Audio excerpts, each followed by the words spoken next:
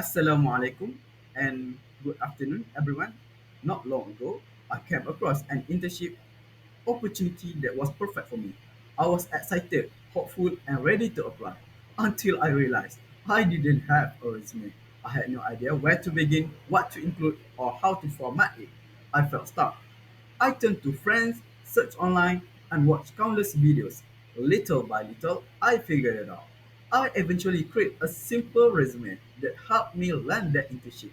Since then, I have used the same steps to help many of my friends to write their resume too. This is why today I want to talk to you about how to prepare a simple resume. This is a skill that every student and job seeker needs, whether you are applying for part-time job, an internship, or your first full-time position. In the next few minutes, I will walk you through two main parts of resume writing. First, the basic components every resume should include. Second, how to format your resume professionally to make the best impression. Let's begin by looking at what goes into a resume.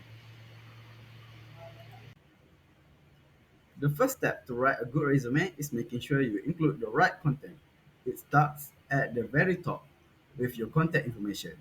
Include your full name, phone number, and professional email address. Something simple, like your name, not a name, or a place.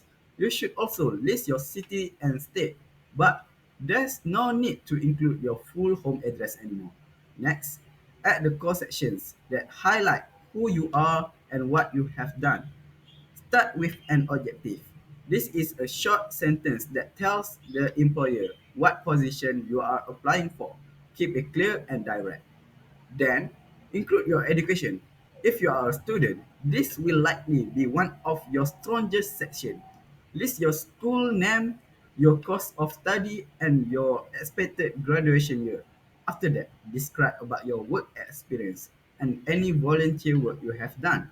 Use bullet points to break down what your responsibilities were. Focus on what you achieved or learned in this role. It doesn't have to be impressive, just honest and clear. These sections, your contact information, objective, education, and experience form the foundation of your resume. Without them, employers won't have enough information to understand who you are and what you can do. Now, we have covered the content. Let's move on to the presentation of your resume.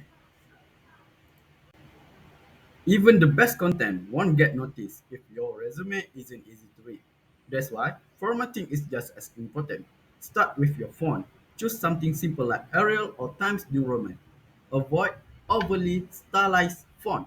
They might look cool, but they are harder to read. Your font size should be 11 or 12, which keep everything clear without taking up too much space. Keep the layout neat and consistent. Use bold font for section titles like education and experience, and use bullet points to break up information underneath. This helps the reader to scan your resume quickly and find what they need. Also, try to keep your resume to one page, especially for students and entry level applicants. One page is usually enough to show your qualification. If it is longer, employers might skip over important parts or lose interest entirely. Remember, your resume is your first impression. You want it to say, I'm professional, I'm organized, and I'm ready. To wrap up everything, a simple and well organized resume is an essential tool for anyone applying for a job or internship. Today, we talk about two main points.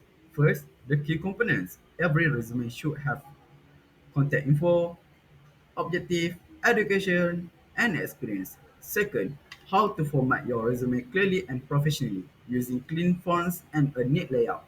When you take the time to craft a resume with care and intention, you show employers that you are serious, prepared, and ready to take the next step.